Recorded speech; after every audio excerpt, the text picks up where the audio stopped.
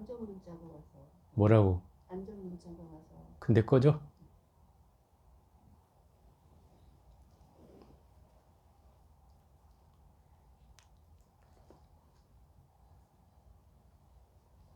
그래서 이 사사무의 법계는 이 수미산과 겨자씨라고 하는 제일 큰 것과 제일 작은 대상이 서로 맞물려 있지만 서로 걸리지 않는다.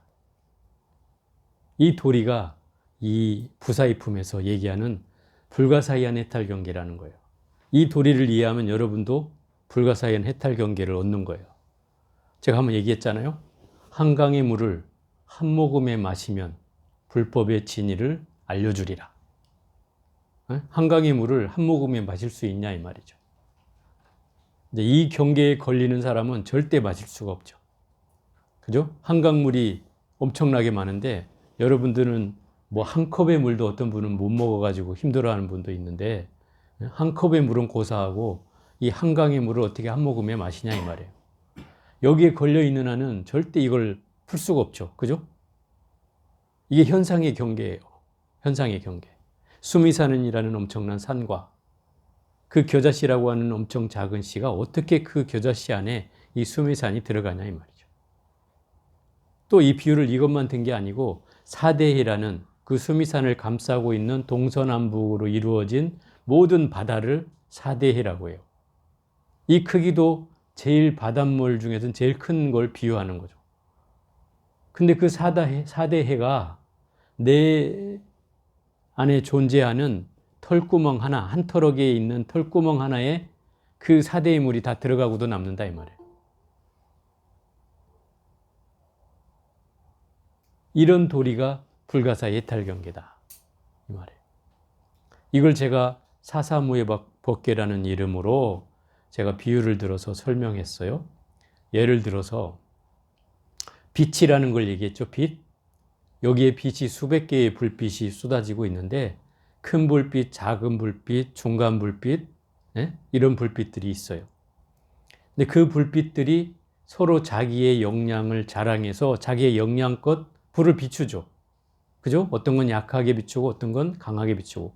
그렇지만 밑에서 보면 그것이 하나의 불빛처럼 전체가 밝아져 있잖아요. 그런데 예를 들어서 그 불빛이 작든 크든 자기의 불빛을 절대 잃지 않아요. 잃지 않아요. 그죠? 예를 들어서 여러분이 후레쉬를 밤중에 들고 있고, 그런데 그 불빛으로도 잘 비춰지지 않는데 갑자기 뭐 군대에서나 쓰는 그 서치라이트 있잖아요. 해안가를 비추는 서치라이트가 등장했어. 그 불빛은 한 100여 미터까지 가요, 불빛이. 그래서 해안선에 혹시 무장공비가 들어오면 그 불빛으로 볼 수가 있을 정도로 굉장히 한 곳을 그 집중적으로 보게 해주죠. 만약에 그 불빛이 나온다면 그 후레쉬 불빛은 감춰지겠죠? 너무 강렬한 불빛이 있으니까. 그렇지만 내 후레쉬 불빛이 없어져요? 안 없어져요? 안 없어지잖아요. 그죠? 안 없어져요. 그 얘기가 무슨 얘기냐면 불빛이 서로 교차해도 서로에 어긋나지 않는다 이 말이에요. 내 불빛이 감춰지거나 내 불빛이 줄어들거나 내 불빛이 없어지거나 하지 않는다 이 말이에요. 약하지만 그 불빛이 비춰지는 만큼은 비춰진다 이 말이죠. 그것이 사사무의 법계라는 거예요. 아무리 강한 게 있어도 절대 서로 어긋나지 않는다. 서로 다 고스란히 그 빛을 뿜어내게 된다 이 말이에요. 그런 원리를 사사무의 법계라고 해요. 그러면 이 불빛에 비유한 예를 들어 수미산이라는 것과 겨자씨라는 것이 서로 같이 합쳐져도 절대 어긋나지 않는다 이 말이에요. 이걸 비유하는 거다 이 말이에요. 이 도리를 이해해야 수미산이 겨자씨 안에 들어가는 도리를 이해할 수 있고 사대해가 한 털구멍 안에 들어가는 도리를 이해할 수 있다 이 말이에요. 이것을 사사무의 법계라고 해요. 제가 여러분한테 숙제를 던져줬어요. 이것이 이제 제 6분에 나오는 부사이품에 관한 내용이고요. 자, 오늘은 이제 7분 관중생품을 할 차례입니다. 관중생품은 중생을 관하는 품이다. 중생을 관하는 것. 그냥 중생을 보는 것만이 아니라 여기서 관이라고 하는 말을 썼다는 것은 중생을 꿰뚫어 본다는 뜻이겠죠. 제대로 꿰뚫어 보는 품이 바로 관중생 품이다. 그럼 무엇 때문에 중생을 꿰뚫어 봐야 하느냐면 보살이 중생을 구제하는 데 필요한 내용을 제대로 꿰뚫어 보는 품이 바로 이 관중생 품이다. 그러니까 중생을 보살이 구제하기 위해서 어떻게 중생을 바라보고 어떻게 중생을 구제해야 되는지를 설명하는 품이다 이 말이에요. 자, 한번 읽어가면서 보겠습니다. 그때 문수사리가 유마일에게 물었다. 보살은 중생을 어떻게 관해야 합니까? 유마일은 대답했다. 예를 들면 마술사가 마술로 만든 꼭두각시를 보듯이 보살은 중생을 이렇게 보아야 합니다. 마술사가 마술로 만든 꼭두각시가 실제 하는 거예요? 실제 하는 게 아니죠. 그냥 환으로 있는 거다 이 말. 환으로 있는 거예요. 그러니까 보살은 중생을 어떻게 보라는 거예요? 환으로 보라는 거예요. 실제 하는 게 아닌 걸로 보라는 거예요. 지혜로운 사람이 물에 비친 달을 보듯. 물에 비친 달은 실제하지 않죠. 저 하늘에 떠 있는 달은 실제한다고 할 수 있지만 물에 비친 달은 그 달빛이 물에 비추어서 드러난 것이니 그 실제 있는 게 아니죠. 또 거울 속의 얼굴은 또한 어떻습니까? 여러분의 거울을 쳐다보면 내 모습과 거울의 모습이 같기는 하지만 그러나 거울 속에 비친 모습이 실상은 아니잖아요. 그죠? 거울에 비친 형상일 뿐이죠. 또 한여름날의 아지랭이처럼 여름날에 뜨거운 아지랭이가 그 열기가 식거나 그죠? 그러면 아지랭이는 사라지잖아요. 그런 것처럼 또 소리의 메아리처럼 메아리는 금방 울렸다가 또 사라지죠. 또 허공의 구름은 어떻습니까? 항상 있습니까? 허공의 구름이? 금세 바람이 불면 사라지잖아요. 파도의 포말처럼 그 파도의 물거품이라고 하는 것도 또한 파도가 칠 때에 존재하는 그 물거품이 파도가 또 잔잔해지면 사라지잖아요. 그죠? 쳤다가 사라졌다, 쳤다 사라졌다 하죠. 또 물에 뜬 거품처럼 파초의 단단한 줄기처럼. 여러분 파초가 뭔 줄은 알아요? 네? 파초가 뭐예요? 네? 바다의 풀. 바다의 풀. 네, 파초는 저도 정확히는 모르는데 약간 바나나 잎 같이 생긴 것이에요. 이제 그게 제주도 가면 좀 있어요. 근데 이 파초는 줄기가 안에 텅 비어 있어요. 네? 탁 자르면 액이 나올 정도로 이렇게 툭 부러져요. 이게 강한 거예요, 안 강한 거예요? 단단하지 않은 거죠. 연해요. 그냥 툭 자르면 부러진다는 소리예요. 속에 구멍이 돼 있으니까, 구멍이 나 있으니까.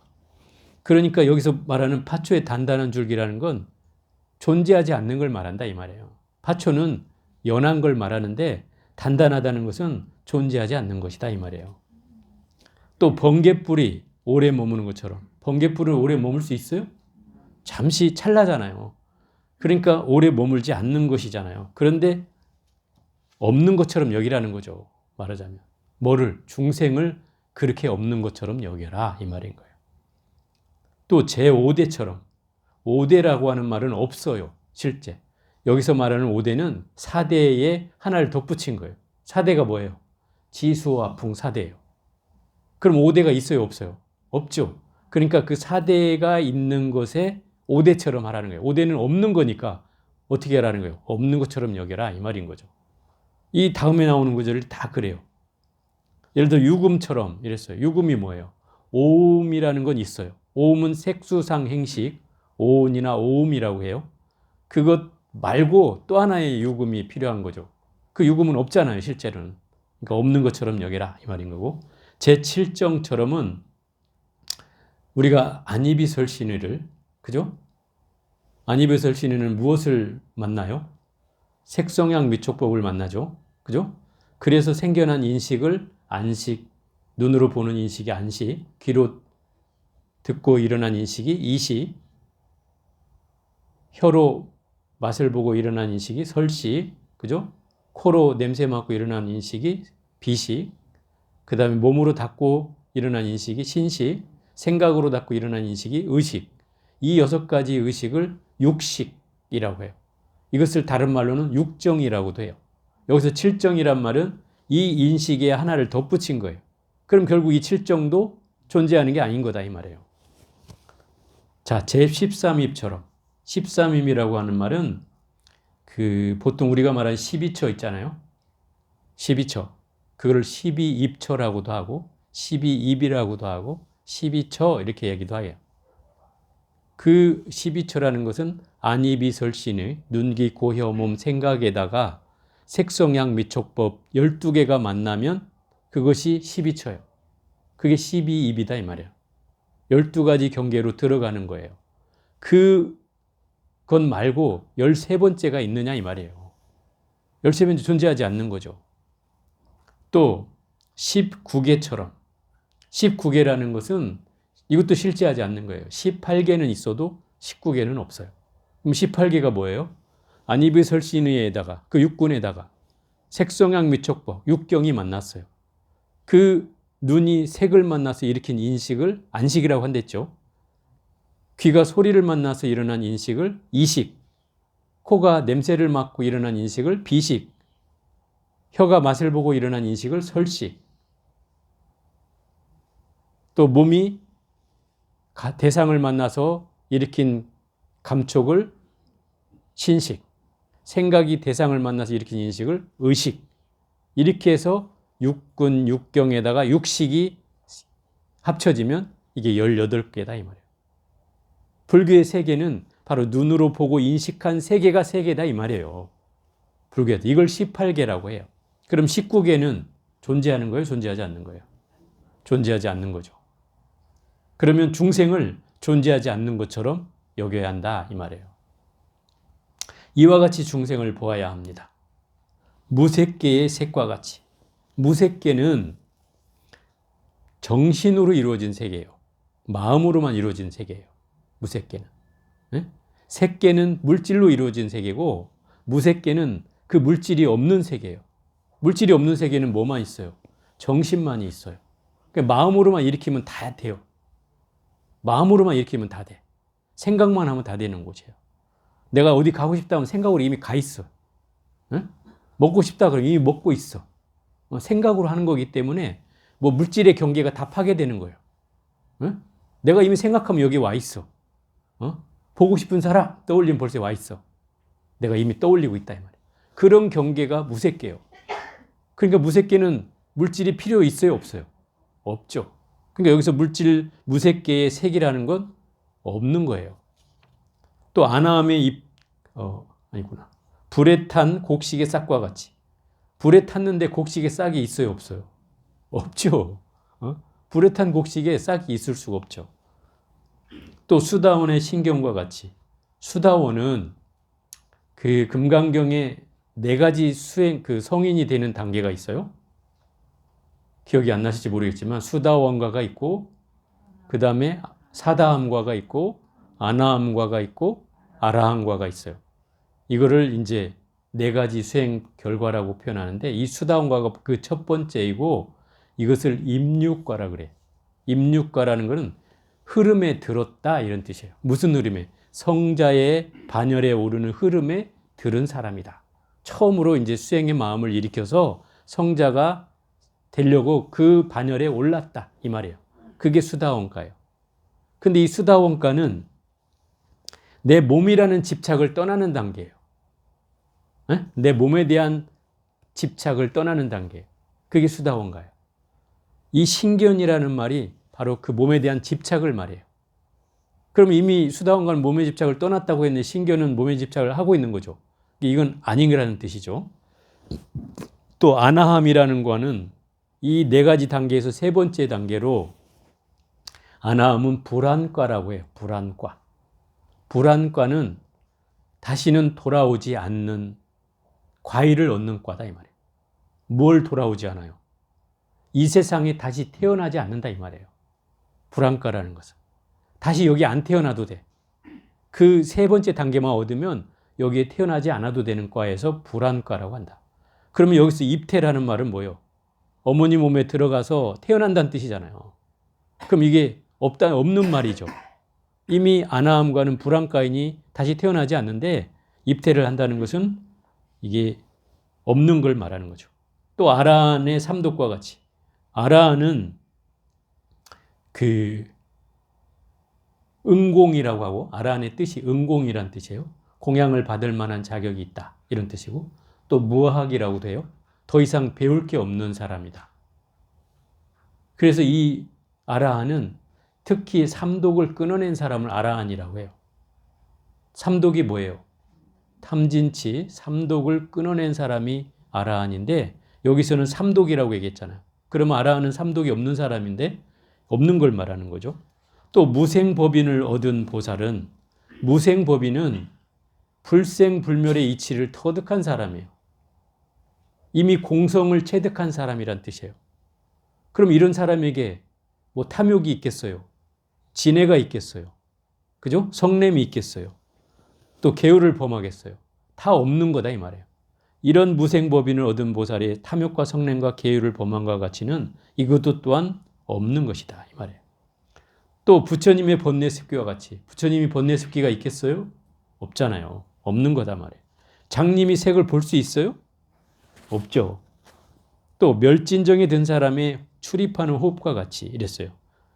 이 말은 좀 이해하기 쉽지는 않을 텐데 멸진정이라는 게 뭐냐면 부처님이 깨달음을 얻고 나서 9단계의 9단계의 이 수행별 체험을 했어요. 그를 부처님 경전에 보면 부처님이 초선에 들어서 몇 시간 후에 2선에 들고 또 얼마간 후에 3선에 들고 얼마간 후에 4선에 들었다. 또 얼마간 후에 5선에 들고 얼마간 후에 6선에 들고 7선에 8선에 9선에 들었다. 맨 마지막 단계가 9번째 단계인 9선인데 이 9선의 단계를 멸진정의 단계라 그래요. 멸진정의 단계라는 것은 모든 번뇌가 다 사라져서 어떤 경계도 일으키지 않는 선정의 상태를 말한다 이 말이에요. 그럼 최고의 깨달음의 경계에 오른 거죠. 이 멸진정의 단계에 올랐다는 건 최고의 깨달음에 올라서 어떤 것도 들어오지 않는다 말이에요. 어떤 것도 걸리지 않고 어떤 것도 집착하지 않고 어떤 것도 경계에 들어오지 않는다 이 말이에요. 그런 최고의 수행 단계인데 여기서 뭐라고 해요? 출입하는 호흡과 같이 그랬어요. 출입을 호흡하는 걸 느끼는 건 초심자죠. 그렇잖아요. 초심자의 수행 방법이다 이 말이에요. 근데 이미 이 9단계에 들어간 사람이 이게 가당키는 한 일이냐 이 말이에요. 없는 거라는 거죠. 이 경계가. 또 허공에 날아간 새의 자취와 같이 허공에 날아간 새의 자취는 없어요. 성녀의 아이와 같이 돌로 된 여인에게 돌로 된 여인에게 아이가 있겠어? 아이가 나오겠냐 이 말이에요. 예? 이게 이제 선가에서도 이 비유를 참 많이 들어요. 성녀의 아이 이렇게 얘기한단 말이에요. 그러면 돌로 만든 여자가 아이를 낳을 수 있냐 이 말인 거죠. 이거 실제하지 않는 걸 비유를 들 때 제일 많이 드는 비유예요. 또 이제 거북이 털이 있어요 없어요? 없잖아요. 그걸 또 비유를 들기도 해요. 또 토끼뿔도 존재하는 게 아니죠. 그죠? 이렇게 이 선가에서는 이런 비유를 들어서 있을 수 없는 것들을 이렇게 얘기하기도 해요. 또 사람들이 뭔가 막 궁극적으로 파고드는 질문에 대해서 이걸로 대답하기도 해요. 성녀가 애를 낳겠다 이놈아. 이런 식으로. 너 거북이 털이나 찾아오라. 토끼뿔이나 가서 핥아라. 이렇게 얘기한단 말이에요. 그런 얘기를 들어보면 뭔가 얼토당토 않거나 또는 진리에 집착해서 부처님의 가르침에 집착해서 그것만을 절대시하는 사람에게 이런 도리로서 그것을 깨우쳐주는 구절이기도 하다. 이 말이에요. 허수아비가 일으키는 번뇌와 같이 허수아비는 번뇌가 없죠. 꿈속에서 이미 깨어있음을 본과 같이 꿈속에서 이미 깨어있음을 본다는 건 꿈속에서 여러분이 깨어있음을 볼 수 있어요? 없어요. 여러분이 볼 수 있는 건 있어요. 뭐 잠이 얼핏 이제 깨기 시작할 때 여러분이 어렸을 때는 아마 그랬을 거예요. 막 멋진 사람을 만났는데 막 자꾸 깨워. 지금 깨면 안 되는데 이래가지고 그 꿈을 이어가는 사람이 있어. 에? 그런 경험이 있어요, 없어요? 없어요? 아, 없나 보구나. 나만 있나? 저는 그런 경험을 해봤어요. 막 이제 잠이 깨려고 할 때는 의식이 살아나잖아요. 그때 꿈이 막 진행된 것을 내가 기억하고 있을 때 거기서 깨기 싫은 기분이 들 때가 있어요. 그럼 그 꿈을 막 이어가는 거죠. 그 꿈은 아니죠. 물론 깨어있다는 사실을 조금은 어설피 알지만, 그러나 이런 경계는 내가 꿈에 깨서 나를 알 정도라면 이 경계는 다른 경계죠. 그렇게 하기는 쉽지 않다는 거예요. 그거는 이제 수행을 많이 해서 하는 경계 아니라면 쉽지 않죠. 이와 같이 중생을 보아야만 합니다. 어떻게? 열반에 든 사람이 다시 몸을 받는 것과 같이. 열반에 든 사람은 다시 몸을 받지 않아요. 연기 없는 불. 요새는 연기 없는 불이 있긴 한데 옛날에는 연기 없는 불은 있을 수 없는 거죠. 그죠? 요새 그 향도 연기 안 나는 향이 있어요. 여러분은 못 봤겠지만 저희 저 큰 법당에 가면 있어요. 그거 그 무슨 연탄처럼 불이 이렇게 그냥 타기만 하는 거예요. 연기가 없어. 그래 연불하는 스님들이 주로 그걸 많이 써요. 목에 이제 힘드니까. 어떻게 보면 이제 연기 없는 불이잖아요. 그것도 따져보면. 근데 지금은 존재하지만 옛날에는 있을 수 없는 일이다 이 말이에요. 보살은 이와 같이 중생을 보아야 합니다. 문수사리는 물었다. 만약 보살이 이와 같이 관한다면 어떻게 자를 행해야 합니까? 자라는 건 자비 중에서 자만을 뽑은 거예요. 자라는 건 자비하고 비교해서 얘기하면 자비라는 말은 두 가지 의미를 가져요. 자는 주로 즐거움을 함께하는 것이 자고, 열악이라고 해요. 열악. 즐거움을 중생과 함께하는 것. 이게 자고, 비는 발고의 의미가 강해. 발고는 고통을 없애는 거예요. 중생의 고통을 없애주는 게 비라고 하면, 자는 중생의 기쁨을 함께하는 것이 자다 이 말이에요. 그러니까 자라는 말은 그 중생의 긍정적인 측면을 더욱 북돋아 주는 것이고, 비라는 건 중생의 안 좋은 점을 같이 나누는 것이다 이 말이에요. 이게 자비의 개념이 다른 이유다. 그래서 자비를 나눠서 지금 자를 얘기했어요. 자를 어떻게 행해야 합니까? 유마일은 대답했다. 보살은 이와 같이 관을 하고 나서 스스로 다짐합니다. 중생을 아무것도 없는 것처럼 현상의 경계로 바라보아야 하고, 그 다음에 이들에게 자비를 어떻게 행해야 되냐. 보살은 나는 마땅히 중생을 위하여 이와 같은 법을 설하리라 하면 이것이 진실한 자입니다. 정멸의 자를 행해야 하는 거다. 정멸의 자라는 것은, 정멸은 뭐예요? 실상의 경계로 자비를 행해야 된다 이 말이에요. 본질의 경계로. 왜? 이미 불생불멸이기 때문에 그렇다. 실상의 경계로 보면 태어나는 바도 없고 사라지는 바도 없죠. 그러니까 생하는 일이 없기 때문에 정멸의 자를 행해야 하고, 또 불멸의 자를 행함은, 여기서 불멸이라고 하는 말은 맹렬함이 없는 자 이런 뜻이에요. 열정이 없는 자. 열정이 없는 자라고 하면 좀 이해가 쉽진 않은 것 같고, 감정적으로 내가 소모를 하지 않는 자비다 이 말이에요. 나 저 중생은 내가 안쓰러워서 뭘 도와줘야 돼 하는 그 감정적으로 우리는 다가가게 되잖아요. 감정적으로 뭔가 치우쳐서 그를 도우려고 하는데, 그런 마음이 없는 자비를 행하는 것이 번뇌가 없기 때문이다. 평등한 자를 행함은 삼세에 평등하기 때문이며, 삼세는 과거, 현재, 미래를 말하는 거고요. 자비는 평등해야 된다 이런 얘기죠. 그게 과거에도 평등해야 되고 현재도 평등해야 되고 미래도 평등해야 된다. 또 무쟁의 자를 행함은 다툼이 없는 자비라고 하는 것은 어떤 경계에 시비를 하지 않는 마음인 거예요. 이 무쟁삼매라고 금강경에도 나오는데, 다툼이 없는 것이란 뭐라고요? 어디에도 마음의 시비심을 갖지 않는 것. 어떤 경계가 일어나도. 그런 삼매, 그런 수행을 무쟁이라고 해요.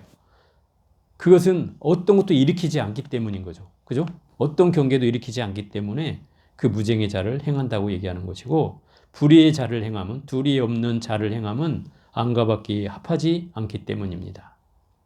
둘이 없는 경계로서 자비를 행한다. 또 불계의 자를 행함은 무너지지 않는 자를 행함은 필경에는 다하기 때문이며 견고한 자를 행함은 마음이 부서질 수 없기 때문이며 청정한 자를 행함은 제법의 성품이 청정하기 때문이며 끝이 없는 자를 행함은 자비를 행함은 허공과 같기 때문이다. 이 허공을 우리가 어디지 나오죠? 유마경에 나오나 원각경에 나오나 저도 하도 많이 보니까 이제 헷갈려. 네? 원각경에 나오죠. 무변허공. 그 무변허공이 이제 끝이 없는 허공이라는 뜻이잖아요. 그러니까 허공의 성질은 끝이 없는 거예요. 그래 무변허공이라고 하잖아요. 아라한의 자를 행함은 번뇌의 도적을 물리치기 때문이며 아라한이라는 것은 아까 뭐라고 했어요? 더 이상 배울 게 없는 사람이고 탐진치 삼독을 끊어낸 사람이어서 응당히 공양을 받을 만한 자격이 있는 사람인데 이 사람이 행하는 것은 번뇌의 도적을 물리치기 때문이다. 이걸 결적이라고 하는데 번뇌의 도적이라는 게 뭐냐면 예를 들어 이런 거예요. 눈으로 색을 보고 내 마음을 빼앗기는 거예요. 귀로 소리를 듣고 내 마음을 빼앗겨요. 이렇게 하니까 좀 감이 안 오는데 여러분들이 자 좋아하는 가수, 좋아하는 배우, 드라마 나오면 어때? 내가 시공을 떠나죠. 바로 삼매에 들어. 그지? 정진하면 삼매에 안 드는데 그거 보면 삼매에 들잖아. 이게 내가 온통 그 마음을 다 빼앗겠다 이 소리야. 그래서 도적이라고 하는 거예요. 번뇌가 나를 빼앗아 간다 이 말이야. 내 마음을 빼앗아 가. 내가 여기에서 빼앗기지 않는 마음이 수행이에요. 근데 우리는 빼앗긴다 이 말이에요. 그래서 이걸 도적이라고 하는 거예요. 그래서 옛날 그 선사들은 이 안이비설신이를 육적이라고 표현했어요. 6명의 도둑놈이다. 이렇게 표현했어요. 왜? 눈과 귀와 코와 혀와 몸뚱아리, 생각이 끊임없이 바깥 경계에 휘둘리잖아요. 눈은 색을 만나서 빼앗기고, 귀는 소리를 들어서 빼앗기고, 그죠? 코는 냄새로 또 빼앗기고, 혀는 맛으로 빼앗기고, 몸뚱아리는 감촉으로 빼앗기고, 생각은 대상으로 분별해서 끊임없이 빼앗겨 가니까 이게 도적놈이다. 나를 훔쳐가는 놈이다. 이걸 경계해야 된다. 이 6문에 드는 이 경계, 도적을 경계해야 이 깨달음이 열린다. 옛날 선사들이 이렇게 얘기했어요. 참 재밌는 말인데 사실 깨달음의 첩경은 여기에 있어요. 이 경계. 우리 눈, 귀, 코, 혀, 몸, 생각의 경계에 바로 깨달음의 경계가 있어요. 중생과 부처의 경계는 이걸 빼앗기느냐, 빼앗기지 않느냐예요. 재밌죠? 보살의 자를 행함은 중생을 편안하게 하기 때문이에요. 중생구제를 하니까요. 열애의 자를 행함은 이 열애라는 말이 이미 여여하다는 뜻이에요. 여여하다는 말은 진리와 같이 항상 한결같은 모양이다 이 말이에요. 그게 여여하다는 말이에요. 그 여여한 모습을 얻었기 때문이며 부처님의 자를 행함은 중생을 깨닫게 하기 때문이다. 중생구제를 하니까 자연의 자를 행함은 인연을 없이 얻기 때문이며 자연의 자라는 것은 있는 그대로 펼쳐지는 세계가 자연 아니에요? 굳이 인연 없이도 얻어지는 것이고 보리의 자를 행함은 평등한 일미이기 때문이다. 보리의 자라는 것은 깨달음의 자를 행한다라고 하는 것은 평등한 한맛이다 이 말이죠. 한맛이기 때문이며 평등이 없는 자를 행함은 이 반대로 얘기하는 거예요. 여기서부터는 평등이 없는 자를 행함은 온갖 애욕을 긋기 때문이다. 자비는 사실 평등한 자비인데 평등이 없는 자비라는 것은 중생에게 향할 때만 그렇다 이 말이야. 현상계로서 보면 어떤 중생에게는 이렇게 줘야 되고 어떤 중생에게는 더 많이 줘야 되고 어떤 중생에게는 조금만 줘도 되고 하는 이런 차별이 생기게 되죠. 중생이 경계니까. 그래서 애욕을 끊기 때문이며 대비의 자를 행함은 대승으로 인도하기 때문이며 실증 내지 않는 자를 행함은 공과 무아를 관하기 때문이며 실증 내지 않는 자라는 것은 우리가 이 자비를 행하는 데 있어서 자비를 행한다고 하면 끊임없이 우리는 그 경계를 여러 가지 경계에 걸리게 돼 있어요. 더 쉽게 설명하면 여러분이 봉사를 한다 그러면 그 봉사하는 속에서 첫 번째 걸리는 경계가 사람에 걸리고, 두 번째는 내 몸뚱아리에 걸리고, 세 번째는 이 돈에 걸린다. 물질에 걸린다. 봉사를 하면 그래요. 여러분, 다 이 세 가지 경계에서 다 걸리게 돼 있다 이 말이에요.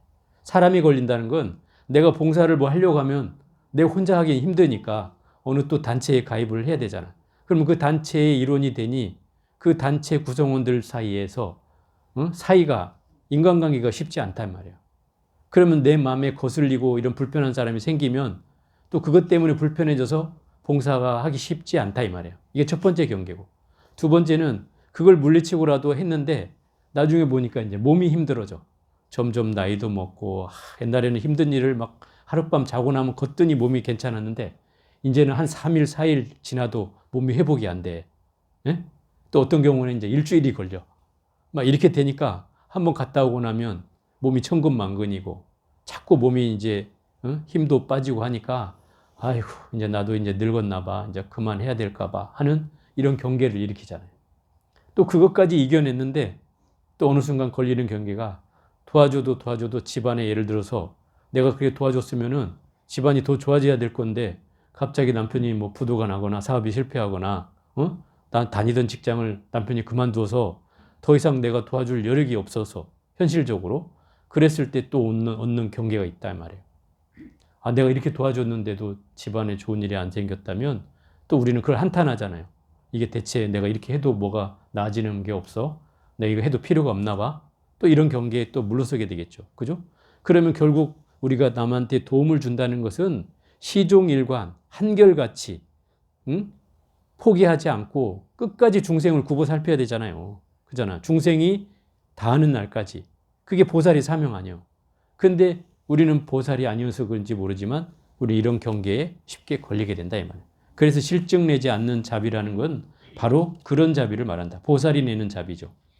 이것은 왜 실증을 내지 않냐면 이미 이 세상의 실상을 알고 있기 때문이다 그러면. 실상은 바로 공한 것이고 나라고 할 게 없는 것이기 때문에 굳이 실증 낼 이유가 없는 거죠. 원리적으로 그렇다 이 말이에요. 또 법보시의 자를 행함은 아낌이 없기 때문이다. 법보시라는 게 뭐예요? 부처님의 가르침을 전해주는 걸 법보시라고 해요. 거기에는 중생에게 전하는데 아낌이 있다는 건 뭐예요? 잘못됐다는 거죠. 그죠? 중생에게 베품에 있어 무주상보시라고 하잖아요. 머무름이 없이 어떤 것이든 아끼지 말고 베푸는 것이죠. 이게 이제 보시를 말하는 거고요. 두 번째, 지계의 자를 행함은 파괴한 일을 교화하기 때문이며 계율을 깨트린 일을 교화하기 때문이며 이게 지계고요. 인욕의 자를 행함은 나와 남을 지켜주기 때문이며 인욕이 세 번째고요. 정진의 자를 행함은 중생을 짊어지기 때문이며 네 번째, 선정의 자를 행함은 맛을 받아들이지 않기 때문이며 선정의 자라는 거는 우리가 참선을 통해서 얻어지는 자인데 여기서는 무슨 말이냐면 맛을 받아들이지 않는다는 건 선정에 빠지지 말라는 거예요. 선정을 하되 선정에 빠지지 말라는 거예요. 예를 들어서 옛날에 선정주의자라는 사람들이 있었어요. 부처님 당시에도 선정주의자. 이 선정주의자는 선정을 들 때의 편안한 것만 추구하는 거예요. 깨달음을 얻기 위해서가 아니라 그 편안한 말을 추구해서 위해 선정을 해. 그러니까 편안함이 얻어지는 것을 만족하는 거예요. 그러면 그 편안함이 예를 들어서 선정을 나오면 편안함이 없어지겠죠. 그러니까 자꾸 선정에만 들려고 하는 거예요. 목적은 거기에 있는 거예요. 선정에 드는 게 목적이에요. 그러니까 선정의 맛에만 빠져 있다는 거죠. 이렇게 돼서는 안 되겠죠. 안팎의 경계가 다르지 않아야 되는데 선정할 때와 아닌 게 다르다는 얘기죠. 지혜의 자를 행함은 때를 모르는 일이 없기 때문이며 때를 안다는 게 지혜의 뜻이기도 해요. 이 6가지를 육바람이라고 하죠. 법보시, 지계, 인욕, 정진, 선정, 지혜. 여기까지 육바람이래요. 육바람일의 자비를 행하는 것이 이런 것이다. 이런 거고. 그 다음이 방편의 자를 행함은 방편이라는 건 중생을 제도한다는 뜻이에요. 중생을 제도하게 한 자비를 행함은 모든 것을 보여주기 때문이며 숨김없는 자비를 행함은 곧 고든 마음이 청정하기 때문이며 깊은 마음의 자비를 행함은 참되게 행함이 없기 때문이며 잡되게 행함이 없기 때문이며 속임이 없는 자를 행함은 헛되거나 거짓되지 않기 때문이며 안락함의 자를 행함은 부처님의 안락을 얻기 때문입니다. 보살의 자비는 이와 같아야 합니다. 지금까지 이제 그 자에 대해서 설명한 거예요. 문수사리는 또 물었다. 무엇을 비라고 합니까? 자에 대해서 비라고 하는 말은 무엇입니까? 라고 물었어요. 유마일이 대답했다. 보살이 지은 공덕을 모든 중생과 더불어 함께하는 것입니다. 중생의 괴로움과 함께하는 것이요. 그것이 비라고 할 수 있고 무엇을 희라고 합니까? 희는 기쁨을 말하는 거예요. 요익한 바가 있거든 이익되는 바가 있거든 기뻐할지언정 후회하지 않는 거예요. 기뻐하면서 후회하지 않는 것. 그것이 희고요. 무엇을 사라고 합니까? 이거 사는 버릴 사자인데 지은 바 복덕에 바라는 바가 없는 것입니다. 이 자비, 희, 사 이 네 가지를 사무량심이라고 해요. 보살이 간직한 네 가지 한량없는 마음 이게 사무량심이에요. 보살은 이 네 가지 마음이 있어야 된다는 거예요. 자비는 즐거움을 함께한다는 뜻이고 비는 괴로움을 없애준다는 뜻이고 희는 모든 중생의 기쁨을 같이 기뻐한다는 뜻이고 사라고 하는 것은 평등하다는 뜻이에요. 중생이든 부처든 차별하지 않고 모든 경계를 차별하지 않고 바라본다는 뜻이에요. 그래서 바라는 바가 없다는 거예요. 문수사리는 또 물었다. 생사의 두려움이 있는 보살은 무엇을 의지해야 합니까? 만약에 두려움이 있는 보살이라면 무엇을 의지해야 되냐 이 말이에요. 유마일은 대답했다. 보살이 생사의 두려움 속에서는 열애의 공덕의 힘에 의지해야 합니다. 생사의 두려움이 있다면 생사의 두려움은 내가 태어나고 죽는 것에 대한 두려움이라는 거예요. 우리가 태어나는 두려움은 잘 못 느끼지만 죽는 두려움은 느끼잖아요. 물론 여러분이 뭐 젊다고 해서 나는 아직 멀었기 때문에 못 느껴 이렇게 할 수도 있지만 정작 그 아픔이 오거나 내가 병에 들거나 이런 현상이 오면 이런 경계가 한 번씩 느껴진다 이 말이에요. 뭐 간헐적이라도 그런 두려움 속에서는 열애의 공덕의 힘에 의지해야 된다. 부처님의 가피력에 의지해야 된다 이 말이에요. 문수사리는 또 물었다. 보살이 열애의 공덕의 힘에 의지하려면 마땅히 어디에 머물러야 합니까? 그 가피력에 의지하려면 어디에 머물러야 하냐 이 말이에요. 유마일은 대답했다. 보살이 열애의 공덕의 힘에 의지하는 사람은 마땅히 모든 중생을 제도하여 해탈케 하는 곳에 머물러야 합니다. 중생을 제도하여 해탈케 하는 곳에 머물러야 한다. 그러면 중생을 제도하려면 무엇을 제거해야 됩니까? 중생을 구제하고 제도하려면 무엇을 없애야 되냐 이 말이에요. 중생을 제도하려면 그 번뇌를 제거해야 합니다. 번뇌를 제거하려면 무엇을 행해야 합니까? 마땅히 정념을 행해야 합니다. 여기서 정념은 바르게 알아차린다는 거예요. 바르게 알아차린다. 그럼 번뇌를 제거한다는 것은 뭐예요? 예를 들어서 내 눈으로 대상을 바라보고 좋다 싫다의 경계가 일어나는 게 번뇌예요. 네? 그러면 그것을 없애려면 어떻게 해야 돼요? 바르게 봐야 된다 이 말이에요. 그게 정념이에요. 어떻게 바르게 봐? 내 눈이 지금 저 색깔에 빠져서 생각이 저쪽으로 도망갔구나 하고 알아차리면 이게 정념이에요. 도망가지 않게 한다 이 말이에요. 그럼 번뇌를 없애는 것이 되잖아요. 번뇌를 물리치는 거다 이 말이에요. 또 소리를 듣고 그 소리에 끄달려서 그 소리에 대한 시비 분별이 일어났어. 나 저 소리 듣기 싫어 하는 경계가 일어났어요. 그럼 이미 내가 그 마음을 소리에 빼앗긴 거잖아요.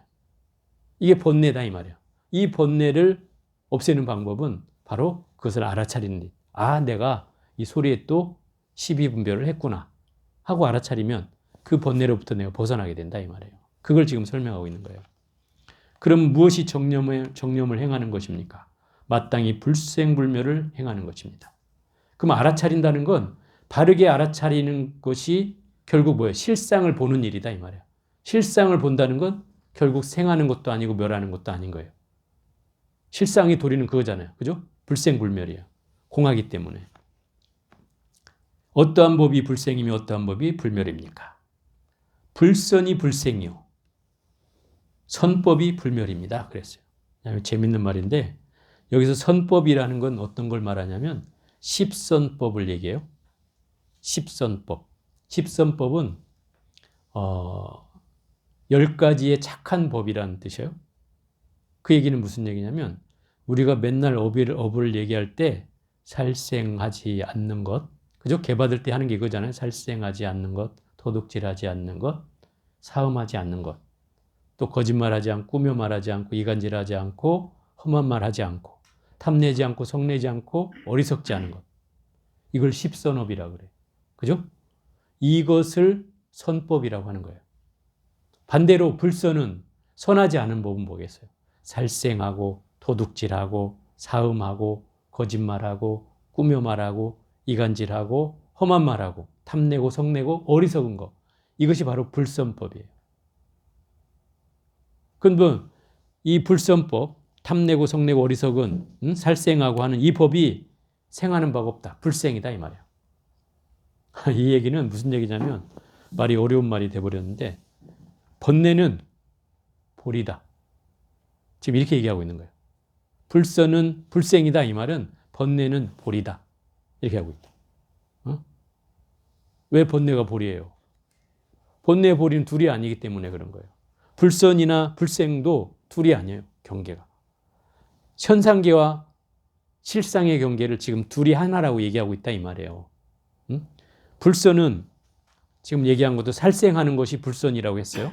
도둑질하고 사음하고 거짓말하고 꾸며 말하고 이간질하고 험한 말하고 탐내고 성내고 어리석은 이 경계가 생하지 않는 경계와 어쩌다고 같다고 해요. 그걸 지금 얘기하고 있는 거예요. 또 선법은 사라지지 않는 경계와 같다 이 말이에요. 그 반대가 그러면 이 선과 불선은 무엇을 근본으로 합니까? 이 선과 불선을 짓는 경계는 몸을 근본으로 한다. 몸이 있기 때문에 우리가 살생을 하고 도둑질하고 한다는 거 아니에요? 그럼 몸은 무엇 때문에 생기느냐? 탐욕을 근본으로 합니다. 탐욕을 근본으로 한다. 탐욕은 무엇을 근본으로 하느냐? 허망 분별을 근본으로 한다. 우리가 탐해가 일어나는 이유가 그 허망한 경계를 몰라서 그렇다 이 말이에요. 그래서 거기에 쫓겨서 탐욕을 일으키게 되는 거고 또 허망 분별은 무엇을 근본으로 하느냐? 전도망상을 근본으로 한다. 이 전도망상은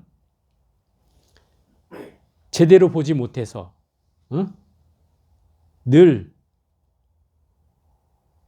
어리석게 망상을 일으켜서 헤매이는 것을 전도몽상이라고 그래요. 그 반야신경에도 나오잖아요. 전도몽상. 그 전도몽상이라는 게 중생의 경계에서 펼쳐지는 망상의 경계다 이 말이에요. 그것을 이제 전도 뒤집혔다. 제대로 보는 게 정견인데 정견으로 보지 못하고 그걸 잘못되게 보기 때문에 그걸 전도몽상이라고 한다. 이런 경계에 의해서 허망한 분별이 일어나고 그 허망한 분별에 의해서 탐욕이 일어나고 탐욕에 의해서 몸이 일어난다 이 말이에요. 그러면 이 전도망상은 무엇을 근본으로 합니까? 무주를 근본으로 합니다. 무주는 뭐예요? 어디에도 머물지 않는 마음이 무주예요. 금강경에 나오는 응무소주 이생기심하라. 그죠? 머무는 바 없이 마음을 내라. 이러잖아요. 그 무주라는 말이 어디에도 걸림이 없는 마음이 무주심이에요. 그러면 전도망상은 어디에도 걸리는 마음이잖아요. 그죠? 마치 이걸 번뇌와 깨달음, 보리라고 한다면 번뇌와 보리가 한 뿌리에서 나왔다 이 말이에요. 번뇌는 어디서 나왔습니까? 보리에서 나왔다는 거예요. 이 말을 하고 있는 거예요, 지금. 중생은 어디서 나왔습니까? 부처에게서 나왔습니다. 그 말이에요, 지금. 이걸 얘기하고 있는 거예요. 부처가 없다면 중생도 없죠. 그죠? 중생이 없다면 부처도 없어요. 번뇌가 없다면 보리도 없고 보리가 없다면 번뇌도 없어요.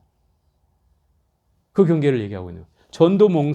전도망상이 없다면 무주도 없고 무주가 없다면 전도몽상도 없다 이 말이에요. 그러니 이 경계가 둘이 아닌 경계라는 걸 설명하고 있는 거예요. 그죠? 근본이 거기서 나왔다는 거예요. 자, 우리의 업이 청정한 나의 성품에서 나왔어요. 그 말이에요. 청정한 나의 성품이 내 안에 있어요. 그죠? 근데 그걸 감싸고 있는 게 내 업이에요. 그 업이 없어지면 없어진 자리가 청정한 자리예요.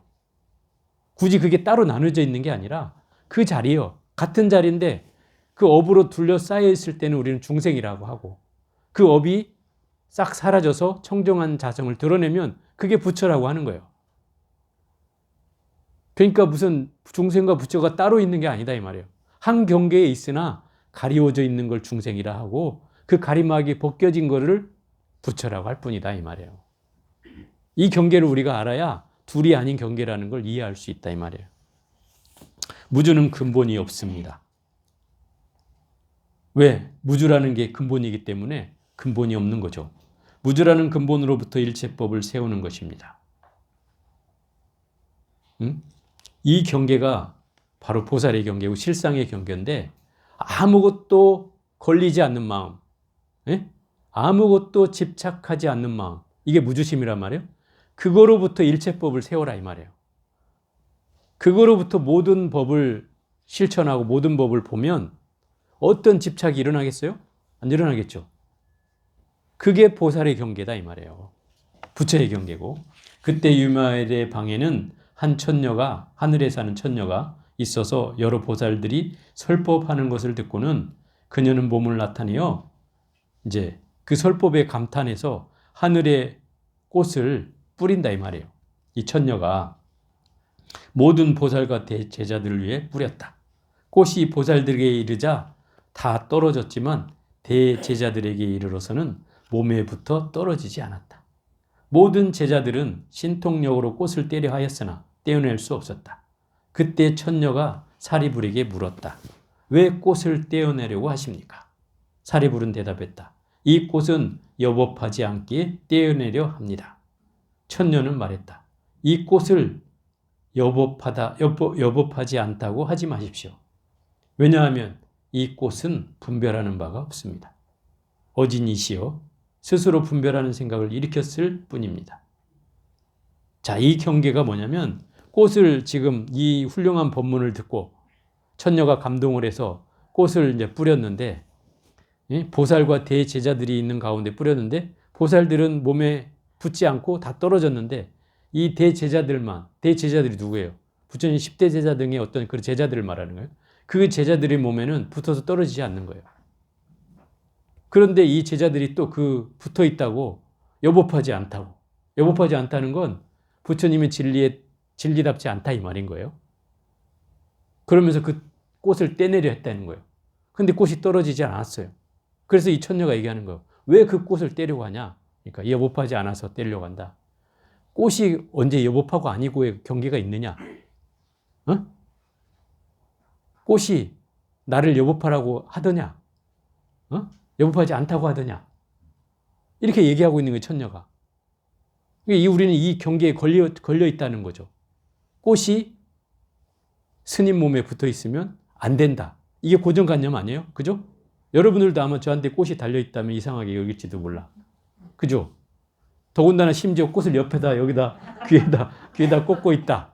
이러면 저 스님이 좀 이상한데 이렇게 여길 거 아니에요. 이게 경계다 이 말이에요. 이게 사람들의 경계이지만 이 10대 제자들도 그런 이 세속적 경계를 못 벗어났다는 거죠. 그래서 꽃이 붙어 있는 걸 불편해 여기고 그것이 빨리 떨어졌으면 좋겠는데 그런 불편한 집착을 일으키는 순간 꽃이 떨어지지 않는 거예요.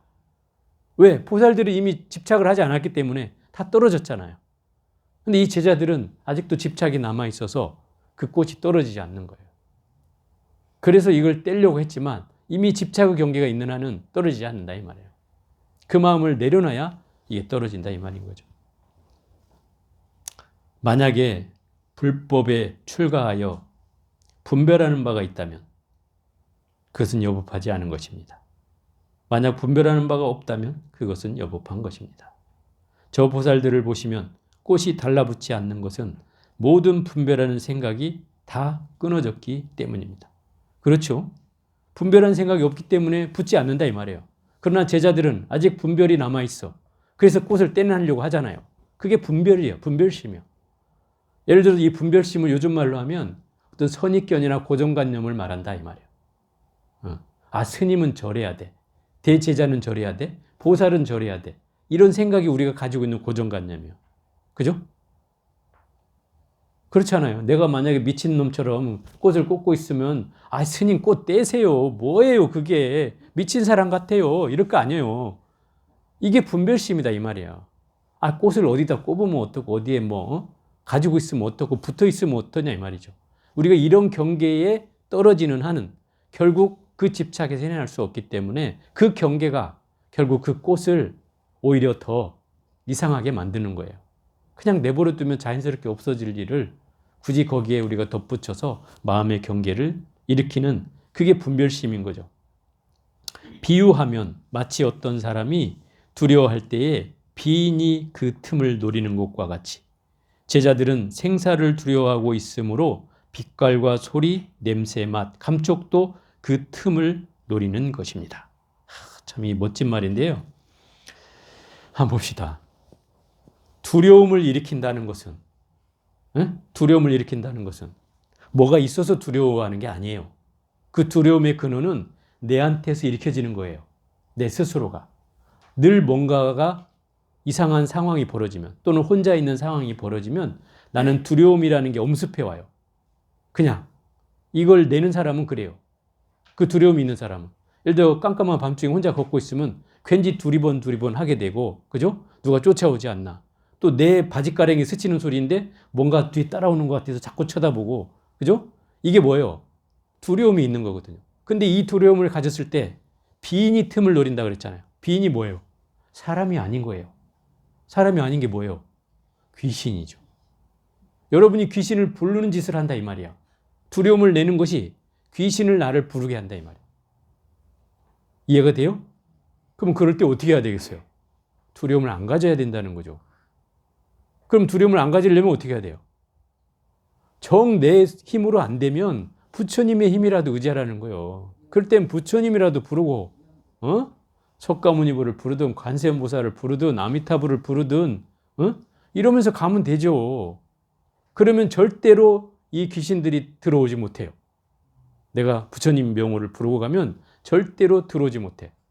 그런데 내가 두려움을 자꾸 내는 그 틈을 노린다고 하잖아요. 그때 들어온다는 거예요. 그래서 여러분들한테 업식이 더 많이 붙는 이유가 그런 경계를 만났을 때 내가 두려움을 멈추지 않기 때문에 그런 거예요. 그래서 그 업식이 자꾸 더 많이 붙는 거예요. 다른 사람을 만나거나 또는 그런 두려운 장소에 가서 뭐 처음에 여러분들 상가집 갔을 때도 되게 힘들었던 이유가 그런 두려움을 갖고 가니까 자꾸 뭔가 업들이 붙어오는 거죠. 그런 경계다 이 말이에요. 근데 여기에 또 하나 경계가 뭐예요? 생사를 두려워하는 사람들은 무슨 틈을 노린다고 해요? 내가 눈으로 색을 보는 순간, 귀로 소리를 듣는 순간, 코로 냄새를 맡는 순간, 혀로 맛을 보는 순간, 몸으로 접촉을 하는 순간, 생각으로 대상을 분별하는 그 경계에 생사가 찾아든다 이 말이에요. 이 얘기를 한번 비유를 한번 들어볼게요.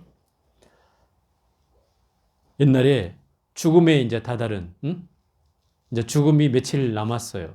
그 염라대왕이 저승사자를 보내가지고 자, 저 4명을 가 잡아오너라. 그리고 시켰어. 그 4명이 어떻게 했냐면 야, 우린 절대 이 저승사자가 모르게 어디 숨어 있자. 이렇게 해갖고 한 사람은 동굴 깊숙한 곳에 숨어 있고 한 사람은 저 심해 바다에 숨어 있고 하나는 산속으로 들어가서 한 사람은 숨어 있어. 근데 저승사자가 와서 다 잡아가. 다 3사람을 다 잡아갔어. 근데 한 사람만 못 잡아가. 그 사람 뭐 하고 있는 줄 알아요? 예? 아니요. 그 사람은 정진을 하고 있었어. 산매에 들어 있었어. 그래서 못 잡아갔어요. 무슨 얘기냐면 여러분이 죽고 싶지 않거든. 정진을 하라 이 말이에요. 저승사자도 못 찾아. 산매에 들어있으면 절대 못 찾아. 실제 그렇다니까? 못 찾아. 그래서 여기서 말하는 게 뭐예요? 그런 경계에 휩쓸리면 내가 눈으로 색으로 눈의 색을 빼앗기고 소리에 귀를 빼앗기고 냄새에 코를 빼앗기고 맛에 혀를 빼앗기고 또 감촉에 몸을 빼앗기고 또 생각의 대상에 생각을 빼앗기는 이런 경계의 틈에 우리 생사가 찾아든다는 거 아니에요. 거기에 빼앗기지 않을 때 생사로부터 우리는 벗어날 수 있다 이 말인 거예요. 그거요. 그러니까 결국 생사를 벗어나는 길은 삼매에 드는 거다. 이미 두려움을 떠난 사람은 일체의 오욕이 능히 어찌하지 못합니다. 오욕이라는 게 뭐예요? 재물욕, 색욕, 식욕, 명예욕, 수면욕. 이것을 오욕이래. 인간의 근본적인 오욕락이라고 하는데 두려움을 떠나면 이 오욕이 어찌하지 못한다 이 말이에요. 근데 우리는 사실 이 욕망에서 벗어나기 힘든 걸 중생이라 한다 이 말이에요. 재물욕이 없는 사람이 있어요. 색욕이 없는 사람이 있어요. 식욕이 없는 사람이 있어요. 명예욕이 없는 사람이 있어요. 수면욕이 없는 사람이 있어요. 에?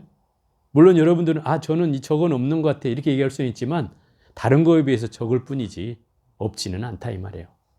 그럼 이 오욕락은 중생의 근본이야. 근데 내가 두려움을 갖고 있지 않으면 이 욕망으로부터 벗어날 수 있다는 소리예요. 우리가 그렇잖아요. 내가 두려움이 있으니까 자꾸 빨리 자버리자 하고 자고 수면욕이 생기는 거고 또 그 두려움을 잊으려 하니까 먹자 먹고 그죠? 그 두려움을 잊으려 하니까 돈이나 벌자 이런 경계가 계속 나타나는 거다 이 말이에요. 두려움이 없으면 이런 오욕락이라는 경계로부터 떠날 수 있다 이 말인 거죠. 번뇌의 습기가 아직 다하지 않았으므로 꽃이 몸에 붙을 뿐입니다. 번뇌의 습기가 다한 이는 꽃이 몸에 붙지 않습니다. 사리불은 말했다. 그대 천년은 이 방에 머문 지 오래되었습니까? 천년은 답했다. 제가 이 방에 머무지는 고독의 해탈만큼 오래되었습니다. 사리불은 말했다. 여기에 머문 지 오래되었습니까? 천년은 말했다. 답했다. 고독의 해탈도 또한 얼마나 오래되셨습니까? 사리불이 묵묵히 답하지 않자 천녀가 말했다. 어찌하여 고독의 지혜를 지니신 분이 침묵하십니까? 사리불이 답했다.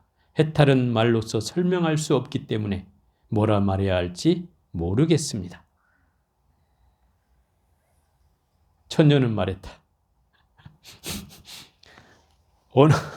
언어와 문자야말로 다 해탈의 모습입니다. 왜냐하면 해탈이란 마음 안도 아니고 밖도 아니며 또 그 사이에도 있지 않습니다. 문자도 또한 안도 아니고 밖도 아니며 그 사이에도 있지 않습니다. 그러므로 고독이시여 문자를 떠나서는 해탈을 설할 수 없습니다. 왜냐하면 일체 제법이 바로 해탈의 모습이기 때문입니다.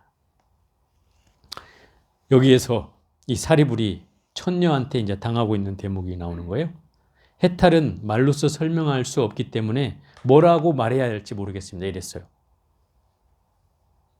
그런데 이 천녀는 뭐라고 해요? 언어와 문자야말로 바로 해탈의 모습입니다. 이랬어요. 왜? 깨달음이라는 것. 중생에게 깨달음을 주려면 뭐가 필요해요? 언어가 필요하죠. 말이 필요해요. 부처님도 그러셨어요. 팔만대장경이라는 엄청난 가르침을 설하셨어요. 그죠? 엄청난 가르침이에요. 근데 부처님 뭐라고 해요? 나는 한마디도 설한 바가 없다. 이러잖아요. 그 얘기는 뭐예요? 내가 말을 중생에게 깨우침을 주기 위해서 줬을 뿐 나는 말을 하기 위해서 이것을 한 것이 아니다는 거예요. 또 중생들이 나에게 물어서 대답한 것뿐이지 내가 이것을 설하기 위해서 설한 거 아니라는 거예요. 그래서 설한 바가 없다고 하는 거예요. 또 부처님은 설했지만 설한 것에 대한 전혀 집착을 하지 않았다는 뜻이기도 해요. 그죠? 부처님은 설한 바에 대해서 집착하지 않았어요. 그러니 언어와 문자가 없이는 중생을에게 얘기해 줄 수가 없죠. 만약에 여러분은 주장자를 들고 말없이 알아들으려면 주장자를 들고 꽝꽝꽝 내려치면 그 도리로 바로 하고 알아야 되는 거예요. 근데 그럴 사람이 없잖아요. 그죠? 안 그러면 주장자를 들어 보이는 거예요. 자, 이 도리를 아는가 하면 벌써 거기에서 깨달을 못 해야 되는데 못 한다 이 말이야. 그러니까 그걸 못 알으니 주장자를 내려놓고 한 소리를 하는 거다 이 말이에요. 예 선사께서 이르시기를 어쩌고 저쩌고 한다 이 말이에요. 결국 말이 필요해지는 거죠. 그래서 옛날에 스님들이 언하의 대오를 했다 이렇게 얘기하는 거예요. 언하의 대오라는 게 뭐예요? 말씀 끝에 깨달음을 얻었다 이 말인 거예요. 그 말씀을 통해서 깨달음을 얻었다는 뜻이지, 예? 말씀이 없는 데서 깨달음을 얻었다는 게 아니다 이 말이에요. 그러니 결국 말이라는 건 해탈을 일으키는 전제 조건이 될 수도 있는 것이죠. 그러니 그게 해탈이라고 해도 과언이 아닌 거예요. 그래서 이 천녀가 그걸 깨우쳐주고 있는 거예요. 해탈이란 마음의 안도 아니고 박도 아니고 그 사이에도 있지 않습니다. 어디에도 집착하지 않는 것이다 이 말이에요. 그게 해탈이다. 문자도 또한 박도 아니고 안도 아니고 그 사이에도 있지 않습니다.